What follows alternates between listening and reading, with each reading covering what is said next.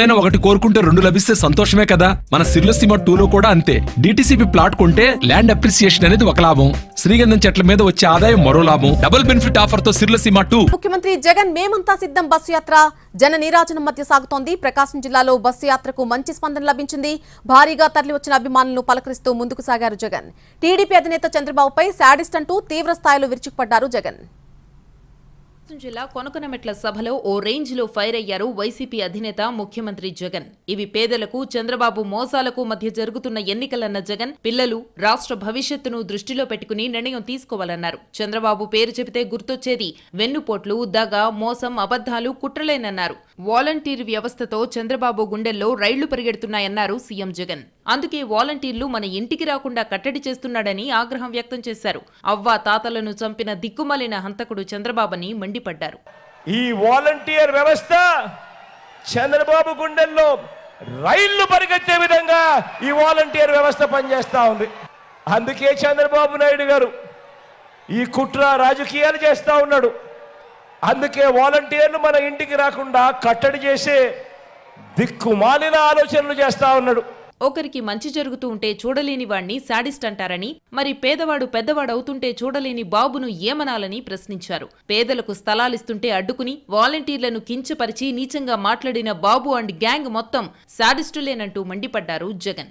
దాదాపుగా 30 మంది పైసలకు అవ్వలను కూడా తాతలను కూడా చంపిన దిక్కుమాలిన హంతకుడు ఎవడైనా ఉన్నాడు అని అంటే అది ఈ చంద్రబాబు అని చెప్పడానికి కూడా చంద్రబాబు నాయుడు గారు సిగ్గుతో తలంచుకోవాలి. తన రాజకీయాలకు అనేక మంది అవ్వ తాతల మరణానికి కారణమైన ఈ అన్యాయస్తుడును సేడిస్టు అనక మరి ఏమంటారో మీరే చెప్పండి. 2014లో చంద్రబాబు ఇదే కూటమితో ముందుకొచ్చారని విమర్శించారు జగన్. మళ్లీ అదే చంద్రబాబు, పవన్ కళ్యాణ్, మోడీ వస్తున్నారంటూ మండిపడ్డారు. హామీల కరపత్రాలను చంద్రబాబు సంతకం పెట్టి ఇంటింటికి పంపించాడని, హామీలను అమలు చేసిన పాపానికి పోలేదు అన్నారాయన. 14 ఏళ్లు సీఎంగా పనిచేసిన చంద్రబాబు ఒక్క స్కీమ్ కూడా తీసుకురాలేదంటూ విమర్శించారు. చంద్రబాబును నమ్మడమంటే పులినోట్లో తలకాయ పెట్టడమేనన్నారు సీఎం జగన్.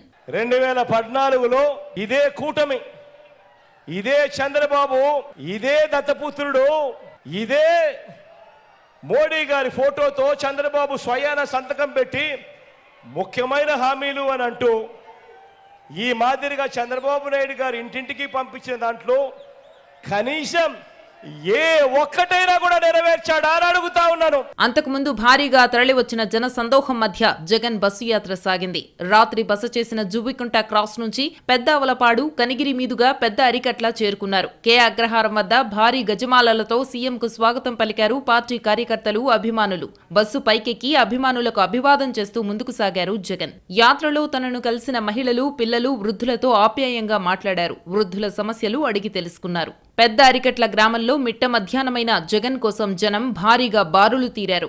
ఆ తరువాత చిన్న అరికట్ల, మూగిచింతల, కొనకొనమెట్ట క్రాస్, బత్తులవారిపల్లి, పొదిలి, దర్శి మీదుగా వెంకటాచలంపల్లికి చేరుకుంది బస్సు యాత్ర. రేపు వెంకటాచలంపల్లి నుంచి వినుకొండ మీదుగా గంటావారిపాలెం వరకు జగన్ బస్సు యాత్ర సాగనుంది.